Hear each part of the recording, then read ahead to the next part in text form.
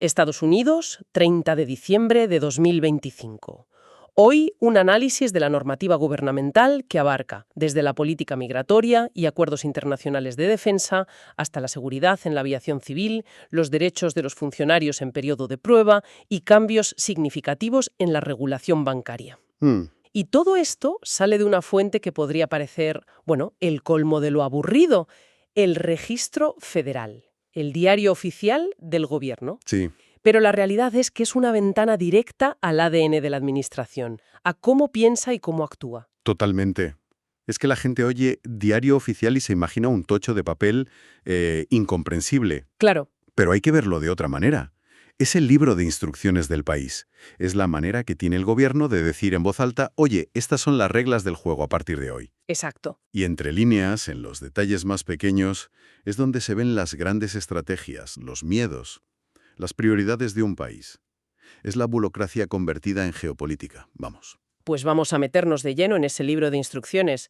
Empecemos por algo que está en todos los titulares. La política migratoria.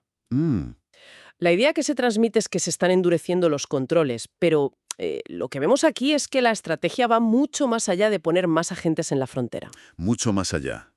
Estamos hablando de una arquitectura legal y diplomática muy sofisticada. ¿Cuáles son las claves? Pues las dos herramientas clave son la expulsión acelerada, que permite deportar a ciertas personas sin una audiencia completa ante un juez de inmigración, y, sobre todo, A ver. las expulsiones a terceros países. Que esto, para que se entienda, significa que si alguien llega a la frontera de Estados Unidos, no necesariamente se le devuelve a su país de origen, No. sino que se le puede enviar a otro país por el que haya pasado y que se considere seguro. Exacto. Y aquí es donde la diplomacia entra en juego. Estados Unidos ha estado tejiendo una red de acuerdos con distintos países para que acepten recibir a estas personas. Y la lista, cuando la ves, es bastante llamativa. Sí que lo es. Pues sí, porque no hablamos solo de países fronterizos. En la lista están Honduras, Guatemala, lógico. Pero de repente aparecen Uganda, Ecuador, Paraguay y Belice. Uganda. ¿Cómo se gestiona un acuerdo así para que acepten a migrantes que probablemente ni han pisado su continente? Ahí está la clave de esta estrategia global. Se trata de una mezcla de incentivos y presiones. Es una diplomacia de guante de seda y puño de hierro. O sea... Por un lado, se ofrecen ayudas, cooperación en otras áreas, se fortalecen lazos, pero por otro, se deja muy claro que la falta de cooperación tiene consecuencias. Y, por ejemplo, el caso de Colombia. Clarísimo. El 26 de enero de 2025 se aplicaron restricciones de visado a funcionarios del gobierno colombiano. Esto no es una tontería. Afecta a gente importante y a sus familias. ¿No? ¿Y el motivo oficial? Negarse a autorizar vuelos de deportación. El mensaje es brutalmente claro. Es un mensaje de fuerza. La administración está diciendo al mundo: nos tomamos esto tan en serio que estamos dispuestos a tensionar la relación con un socio estratégico como Colombia para conseguir nuestros objetivos. ¿Y la justificación que dan? La justificación que dan es que buscan evitar que el sistema de inmigración se vea desbordado y con recursos insuficientes. Entiendo la lógica de la presión, pero ¿no corre el riesgo la administración de envenenar las relaciones diplomáticas a largo plazo con un país clave en la región por algo así? Es una medida muy agresiva. Sin duda. Es un riesgo calculado. La apuesta es que la necesidad de mantener una buena relación con Estados Unidos es tan grande para la mayoría de los países que acabarán cediendo. Ya. Lo que estamos presenciando es un intento de reconfigurar por completo las rutas y las responsabilidades migratorias en todo el continente americano y más allá. Quieren que el problema no llegue a su frontera, sino que se gestione mucho antes. Es fascinante ver cómo una norma en un boletín oficial es en realidad la punta del iceberg de una estrategia diplomática global tan compleja. Totalmente. Comerciales. Algo que en teoría debería darnos tranquilidad: la seguridad aérea. Pues sí, y aquí bajamos de la alta geopolítica al detalle más nimio, pero que puede ser cuestión de vida o muerte. ¿Qué tenemos? Tenemos una directiva de aeronavegabilidad de la FAA, la Agencia Federal de Aviación, sobre un equipo muy concreto: las capuchas de protección respiratoria que usa la tripulación en caso de humo en la cabina. Son de la marca Safran Aerosystems, modelos PN15-40F-11 y 15-40F-80. Vale, unas máscaras antihumo. ¿Y qué problema hay con ellas? El problema no era el equipo en sí, sino las instrucciones para ponérselo. La FAA detectó lo que llama una condición insegura. ¿Qué sería? Pues que si hay humo en la cabina, cada segundo es vital. Y si las instrucciones para desplegar y ponerse la capucha no son meridianamente claras, se pierde un tiempo precioso. Entiendo. Así que emitieron una directiva obligando a actualizar el manual de instrucciones que va con estos equipos en cada avión. Suena razonable. Pero aquí es donde la cosa se pone divertida. Sí, Resulta que cuando publican la norma, empiezan a recibir comentarios de aerolíneas de medio mundo. ¿Y qué aerolíneas? Aeroméxico, Air Astana de Kazajistán, China Airlines. vaya. Todas levantaron la mano para decir, perdona, Feya, pero no entendemos nada. Exacto, la duda era increíblemente básica. Estas nuevas y detalladas instrucciones son para el personal de mantenimiento que tiene que instalar el folleto o para la tripulación de vuelo que tiene que usar la máscara mientras la cabina se llena de humo. No me lo puedo creer. Que aerolíneas de 3 continentes distintos tengan la misma duda existencial sobre un manual de seguridad, lo dice todo. Me recuerda a cuando montas un mueble de IKEA y las instrucciones no dejan claro si un tornillo es para el paso 3 o el paso 8. Es eso. Ahora imagina que ese mueble es un avión y de ese tornillo depende la seguridad. Es la burocracia en su máximo esplendor, ¿no? Pues sí y no. Es un ejemplo perfecto de cómo funciona el sistema. Una agencia detecta un riesgo, propone una solución. Y la industria responde. La industria, los que están en el día a día, responde con problemas prácticos. Y la agencia se ve obligada a refinar, a clarificar, a volver a publicar la norma hasta que sea útil de verdad. Es un proceso lento, a veces absurdo. Pero es lo que garantiza que esa instrucción al final sea la correcta. Y dentro de todo este proceso hay un detalle que me ha encantado. A ver, La norma permite que un piloto con licencia privada, el dueño de una pequeña avioneta, por ejemplo, pueda hacer él mismo la actualización. claro. O sea, cambiar un folleto de plástico por otro y anotarlo en el cuaderno de mantenimiento del avión. No necesita contratar a un mecánico certificado. Un poco de sentido común. Un poco de sentido común. Fíjate qué importante es eso. Demuestra que la regulación, incluso cuando es a escala global, intenta adaptarse a las distintas realidades. No es lo mismo un Airbus A380 de una gran compañía Que una Cessna. que una Cessna de 4 plazas.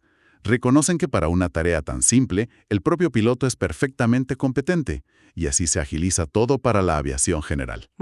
De la precisión de un manual de instrucciones, pasamos a la precisión que se necesita en el comercio de material de defensa. Otro cambio de regulación. Esta vez en la ITAR, la Regulación Internacional de Tráfico de Armas. Esto suena a palabras mayores. Lo son. La ITAR es básicamente el conjunto de reglas que decide qué tecnología de defensa estadounidense puede salir del país, a quién se le puede vender y bajo qué condiciones. Una herramienta de política exterior de primer orden. Totalmente. Y el cambio que vemos es muy significativo. Se crea una nueva exención en la sección 126.7 para facilitar el comercio de defensa entre 3 países, Australia, Reino Unido y Estados Unidos. En la práctica, ¿qué significa esto? Significa que se elimina un montón de burocracia. Hasta ahora, si una empresa británica necesitaba comprar un componente específico para, no sé, un submarino, por ejemplo, necesitaba una licencia de exportación de EU. Que es un proceso lento. De llevar meses. Con esta exención, para una larga lista de artículos, esa licencia ya no es necesaria. El material puede moverse entre los 3 países de forma mucho más fluida. O sea que lo que estamos viendo aquí no es papeleo, es la diplomacia de la velocidad. Buena definición. Están reescribiendo las reglas para que un misil, un dron o una pieza de submarino pueda moverse entre Australia, el Reino Unido y EU, casi como si fueran un solo país. Has dado en el clavo. Esto es la alianza AUKUS, aunque no se mencione la palabra, codificada en la regulación. Es eso. La burocracia se está poniendo al servicio de la estrategia militar a una velocidad que no se veía desde la Guerra Fría. Se busca una interoperabilidad total.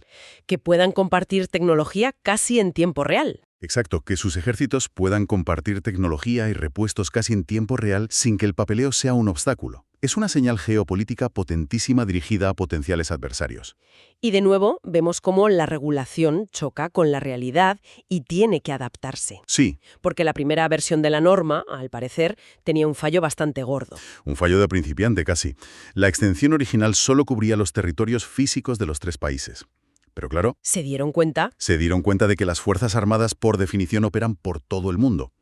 ¿Qué pasaba si una fragata australiana en el Pacífico necesitaba un repuesto urgentemente? ¿No estaba cubierto? Bajo la primera regla, no estaba cubierto. Tuvieron que añadir a toda prisa una nueva extensión para cubrir explícitamente a sus fuerzas armadas operando en el extranjero. Téjica, hay límites que no se pueden saltar, ¿Cómo cuáles? pues la ley obliga a que ciertas ventas de armas, las más importantes, sigan necesitando una notificación al Congreso. Es el eterno equilibrio entre la agilidad que exige la defensa y la supervisión que exige la democracia. De la gran estrategia global, vamos a girar 180 grados y mirar hacia adentro, al corazón de la propia administración. ¿Cómo trata a sus trabajadores? Concretamente, a los que acaban de entrar, los que están en periodo de prueba. Hay una propuesta de la Oficina de Gestión de Personal, la OPM, que cambia las reglas del juego. Así es, el periodo de prueba en la Administración Pública de EU es una institución sagrada que viene de la Ley Pendleton de 1883. Casi nada. Es la idea de que aunque alguien haya pasado unas oposiciones, el primer año de trabajo es la prueba de fuego final. Y durante ese tiempo la agencia tiene mucha más flexibilidad para despedir a alguien si no da la talla. Y el cambio propuesto se centra en las apelaciones. Si te despiden durante ese periodo, ¿a quién te quejas? Hasta ahora podías ir a una junta independiente, la MSPB. Pues sí. La nueva regla quiere que eso se acabe. Exacto. La propuesta es que las apelaciones las resuelva la propia OPM, la Oficina de Personal del Gobierno. Pero el cambio más drástico no es el quién, sino el por qué. A ver. Se limitan los motivos de apelación a solo dos: discriminación por razones políticas partidistas o por estado civil. Y punto. Espera un momento. ¿Me estás diciendo que a un funcionario en prueba se le puede despedir y sus únicas vías de recurso son si alega que ha sido por su estado civil o por su partido político? ¿Nada más? Nada más según esta vía. Eso suena a que deja la puerta abierta a muchos abusos. ¿Qué pasa con la discriminación por raza, género, religión? Es una pregunta muy pertinente. Esas otras discriminaciones siguen siendo ilegales, por supuesto, pero la vía para reclamar sería otra, probablemente un proceso de igualdad de oportunidades laborales, que es más largo y complejo. Ya. Lo que se elimina es esta vía de apelación rápida y específica ante la Junta. El argumento de la OPPM es que el periodo de prueba es la fase crítica final del proceso de examen y que las agencias necesitan la máxima agilidad para corregir errores de contratación. Sin verse empantanadas en largos procesos legales. Eso es. Buscan eficiencia administrativa, según dicen. Argumentan que los procesos de la MSP, con abogados, audiencias y demás, son demasiado para un caso de alguien que, técnicamente, aún no tiene la plaza fija. Esa es la justificación oficial. Quieren reafirmar que el periodo de prueba no es un empleo garantizado. Es un pulso entre los derechos del empleado y la eficiencia de la gestión pública. Y parece claro hacia dónde se mueve el péndulo. Y con esta norma, el péndulo se mueve claramente hacia la eficiencia y la discrecionalidad del empleador, en este caso, el gobierno. De la gestión de personal pasamos a la gestión del dinero. Porque entre todas estas normas también se anuncian cambios importantes en la regulación bancaria. Y parece que la memoria de crisis pasadas sigue muy presente. Desde luego. En este caso, vemos una propuesta de los reguladores financieros para aumentar la vigilancia sobre los bancos de tamaño medio. ¿Cómo? Concretamente, se propone rebajar el umbral a partir del cual un banco es considerado sistémicamente importante y, por tanto, sujeto a una supervisión mucho más estricta. Como los stress tests anuales. Exacto. Las pruebas de resistencia para ver si aguantarían una crisis económica gorda. ¿Y de qué cifras estamos hablando? El umbral actual estaba en los $250 millones en activos. La propuesta es bajarlo a 100.000 millones. ¿100.000? Esto significa que, de la noche a la mañana, docenas de bancos regionales que hasta ahora jugaban en una liga con reglas más laxas pasarían a la primera división regulatoria, Vaya. con las mismas exigencias que los gigantes de Wall Street. Esto implica que había bancos bastante grandes, con el dinero de muchísima gente, operando con menos supervisión de la que se consideraba segura para los más grandes. ¿Por qué se ha tardado tanto en proponer este cambio? Es el clásico tira y afloja en la regulación financiera. Los bancos más pequeños y medianos han hecho un lobby muy fuerte durante años, Claro. argumentando que aplicarles las mismas reglas que a un JP Morgan o a un Bank of America es carísimo, ahoga su capacidad de dar crédito y perjudica la competencia. Su lema es: no somos la causa del problema. Pero parece que el regulador ya no se cree ese argumento. Exacto.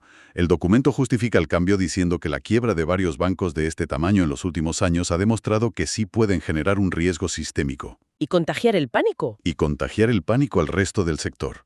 La frase clave que utilizan es la necesidad de promover la estabilidad financiera y proteger a los depositantes. Es un reconocimiento implícito de que había un agujero. Es un reconocimiento implícito de que el umbral anterior dejaba un agujero peligroso en la red de seguridad. Entonces, es otro pulso constante, esta vez entre el fomento del crecimiento económico, que requiere un crédito fluido, y la necesidad de seguridad para evitar que todo el castillo de naipes se venga abajo. Sí, Y ahora mismo el péndulo se mueve claramente hacia la seguridad. sin ninguna duda. El trauma de la última crisis financiera es muy largo, y los reguladores prefieren pecar de precavidos, aunque eso suponga mayores costes para una parte del sector bancario. Pues menudo viaje. Hemos pasado de la diplomacia de cañonero en la política migratoria a una alianza militar ultratecnológica con Australia. Hemos visto la confusión mundial por las instrucciones de una máscara de humo, hemos analizado los derechos de un funcionario novato y hemos acabado calibrando los riesgos del sistema bancario. Entonces, ¿qué significa todo esto? Significa que gobernar es un acto de intervención constante en millones de detalles. Este conjunto de reglas, que parecen no tener nada que ver entre sí, en realidad son los hilos invisibles que mueven la sociedad. Ya. Cada una de estas normas, desde la más grandilocuente a la más minúscula, es un ajuste, una decisión que empuja las cosas en una dirección determinada. Es la teoría del poder convertida en la práctica de un manual de instrucciones. Una maquinaria de una complejidad casi inabarcable. Y eso nos deja con una reflexión final. A ver. Después de explorar la minuciosidad con la que se regula todo, desde cómo ponerse una máscara hasta qué banco necesita más supervisión, queda una pregunta en el aire. En un mundo tan complejo e interconectado como el nuestro, ¿es posible gobernar sin este nivel casi obsesivo de burocracia? ¿O es precisamente esta red invisible de reglas, con sus fallos y sus aciertos, lo único que impide que todo se desmorone y mantiene una mínima apariencia de orden y seguridad?